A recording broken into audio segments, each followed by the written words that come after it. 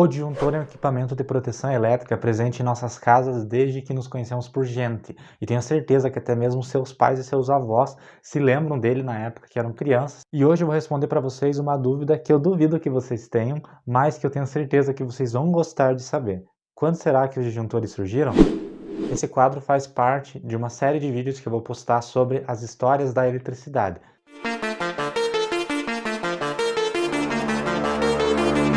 Olá a todos, meu nome é Isaías Ondosky do canal IVM Engenharia Elétrica e hoje vamos falar sobre um equipamento de proteção que vemos todos os dias no nosso meio e é mais antigo do que imaginamos. Hoje vamos falar do disjuntor.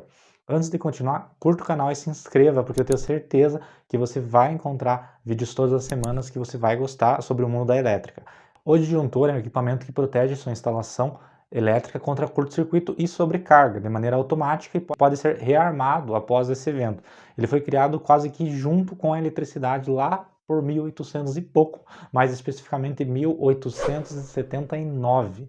Isso mesmo, a primeira menção de um dispositivo que interrompesse a corrente por causa de algum problema tem mais de 100 anos e foi feita em uma patente de ninguém mais, ninguém menos que Thomas Edison, que para quem não sabe, ele pode ser considerado um dos pais da eletricidade. Naquela época, Edison estava nadando em dinheiro com o negócio da iluminação pública em várias cidades, porque a eletricidade, naquele momento, ainda estava engatinhando e ele só havia inventado a lâmpada elétrica. Então, ele vendia muito o sistema para as cidades e precisava de uma forma de proteger o sistema. E com isso ele propôs um dispositivo que protegesse a rede contra eventuais curtos-circuitos e sobrecargas que pudessem ocorrer naquele sistema.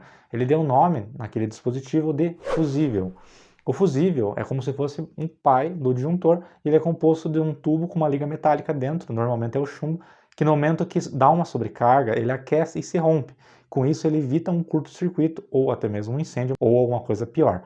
Mas tem um grande problema com o fusível. Toda vez que ele atua, ele deve ser substituído e isso gera mão de obra, gera custo, gera parada. Imagina um hospital que você tem que esperar um técnico ir lá e trocar um dispositivo porque queimou e está tudo desligado. Então isso não pode ocorrer. Então essa questão só foi resolvida mais de 40 anos depois desse primeiro evento. Isso em 1924 por um cara chamado Hugo Stotz.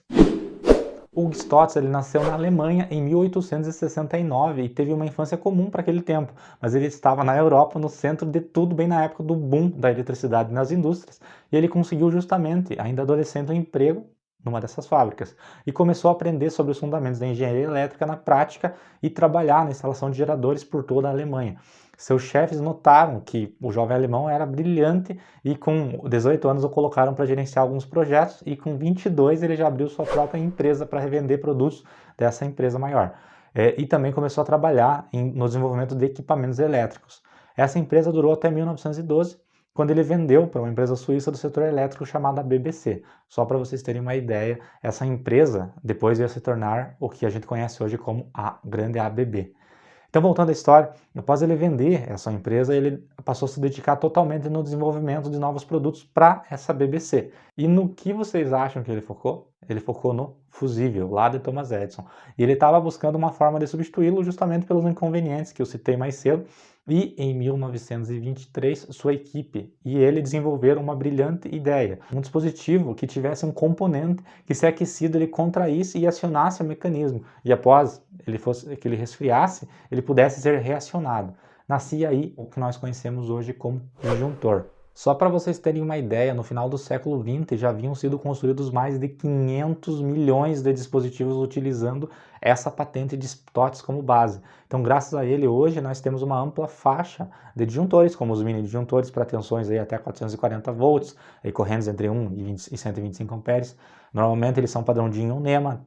Após isso já caímos naqueles disjuntores do tipo caixa mudada, que também suportam na maioria das vezes 440 volts, mas tem uma faixa de corrente aí passando dos 2.000 amperes e temos disjuntores do tipo motor, disjuntores de média tensão, entre outros. Desses disjuntores que eu citei, o DIN e o NEMA ainda utilizam o princípio de funcionamento inventado lá há mais de 100 anos. E por isso podemos perceber o peso dessa invenção. Então, esse foi o vídeo de hoje, espero que vocês tenham gostado e até a próxima.